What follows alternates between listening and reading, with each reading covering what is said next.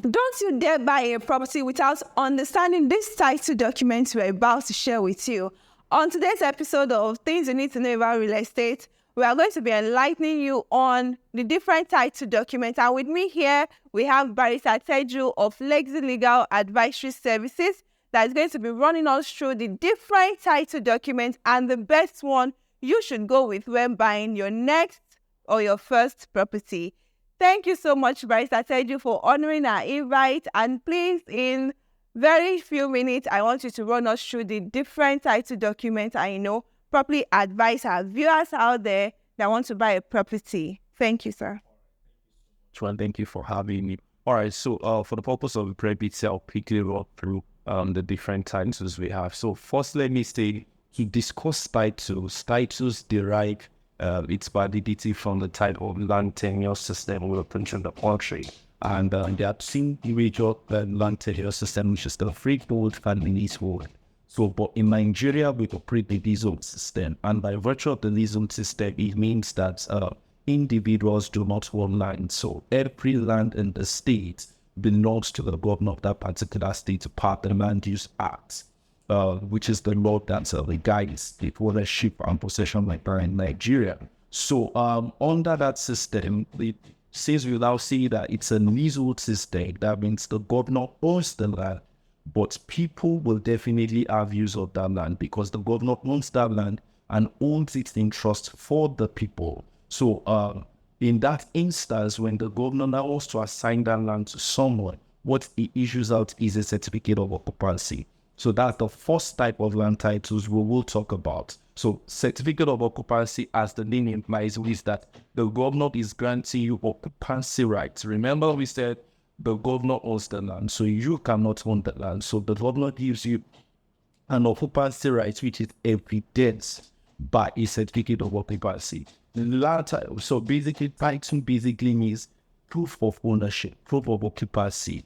All right, or a particular purpose. So that certificate of occupancy now gives you the evidence that the government granted you right of occupancy, which is usually a specific period, which is not exceeding 99 years.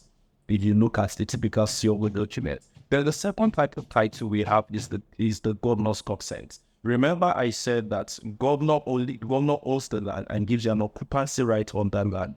So basically, if I give you a land, if you would do anything with respect to that land, as my tenant, courtesy will demand that you speak to me on what you intend to do with that land, and then I give you approval. So that brings about the name governor's consent. So because governor is the owner of the land, he has granted your occupancy right. So that occupancy right requires that whatever you want to do on the land, be it a mortgage, be it an outright sale, or whatever you want to do on it, or a lease or in lease, it will have to reach out to the governor, and the governor will issue out the consent, all right, for you to do whatever you want to do on that land. So hence the name governor's consent. So the third one I want to talk about is the gazette. Now, gazette is a bit complicated because gazette basically means that the governor has acquired all the lands within that particular metropolis, and then maybe for overriding public purposes, but probably the government now sees that, we are not using this entire land. Then he excises, which brings about the word excision, which you could have heard about. Excises a part of that land, all right, to the family or to the community from which they acquired it from. In that process of excision, because government do not just speak, they speak by gazettes. All right, so what the details of that excision will be included in a gazette. So that brings about the word gazetted land. So to wrap up my entire discussion, those are the three main titles. All right, every other title that exists are not necessarily valid titles, but these are the major valid titles we have. So when it comes to my preference out of these three, there's really no preference. Every one of it carries the signature of the government. So they are as valid can be. So that will bring me to the end of that titles. Thank you so much, Barrister. He heard his last point where he said, those are the three major valid, titles, because a few days ago, I read somewhere, actually I've not pinpointed my hand on the exact link. I read somewhere that Lagos State government has stopped, has issued a memo to stop sales of property on lands that doesn't have a COO or a governor's consent or a gazette. So, my dear viewer, if you're looking to invest in a landed property or a building, please ensure they have these 3 major titles, either a governor's consent, a COO, or a gazette. You don't want to fall victim of, the government coming to acquire the land later on.